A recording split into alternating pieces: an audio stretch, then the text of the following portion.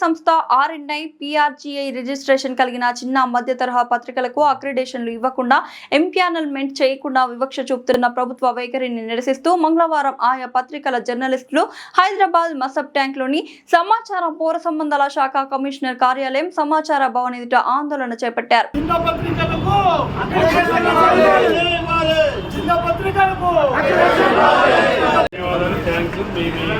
సమస్యలు కానీ డిమాండ్ కానీ ఇవన్నీ మీరు ఏదైతే చూపించారో ఇందులో ఇది ప్రభుత్వ దృష్టికి కమిషనర్ గారి దృష్టిలో తీసుకెళ్తాను.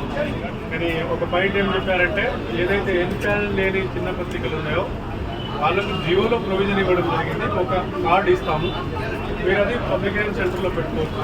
ఈ పేపర్ కూడా ఒక 4-5 రోజులు ఒక వారంలో మేము ఆన్లైన్లో పెడతాం. ఆన్లైన్లో పెట్టుకుంటే మీరు అప్లై చేసుకోవచ్చు. అన్నిటికీ కూడా అక్రిడేషన్ ఇవ్వాలని చెప్పేసి Telangana working journalist federation demand చేస్తుంది. రాష్ట్ర వ్యాప్తంగా కూడా వందల మంది ఇలాంటి జర్నలిస్టులు చాలా ఆందోళన చెందుతున్నారు. ఎందుకంటే మాకు అక్రిడేషన్ వస్తుందా రాదా అనేది. ఒకవైపు అడ్వర్టైజ్మెంట్ లేదు, ఆర్థిక భారం ఎక్కువైపోయి చాలా పత్రికలు మూతపడుతున్నాయి, రోడ్డున పడుతున్నారు చాలా మంది జర్నలిస్టులు. కాబట్టి ప్రభుత్వం ఖచ్చితంగా ఆదుకోవాలి. ఎంపానల్ లేకున్నా సరే అడ్వర్టైజ్మెంట్ గతంలో ఉమ్మడి ఆంధ్రప్రదేశ్లో ఇచ్చేవారు. అదేవిధంగా ఇప్పుడు ఇస్తే నష్టం ఏముంది? ప్రభుత్వానికి కోట్ల రూపాయలు, వందల కోట్ల నష్టం కాదు. ఇది చాలా చిన్న సమస్య. ఇది ఈ సమస్యను పరిష్కరించకుండా కేవలం పెద్ద పత్రికలకు, పెద్ద ఛానళ్ళకే పెద్దపీడ వేసి చిన్న పత్రికలకు అన్యాయం చేయడం అనేది సరైనది కాదు. దీన్ని మేము సహించలేం. రాష్ట్ర వ్యాప్తంగా అవసరమైతే మళ్ళీ పెద్ద ఎత్తున ఆందోళన చేపట్టడానికి కూడా మేము సిద్ధమవుతామని చెప్పేసి ప్రభుత్వానికి ఒక హెచ్చరిక కూడా చేస్తున్నాం.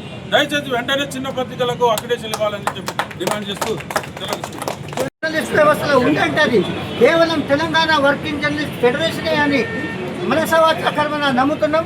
ఖచ్చితంగా తెలంగాణ వర్కింగ్ జర్నలిస్ట్ ఫెడరేషన్ ఈ విషయంలో చిన్న పత్రికల వెన్నుదన్నుగా ఉంటుంది.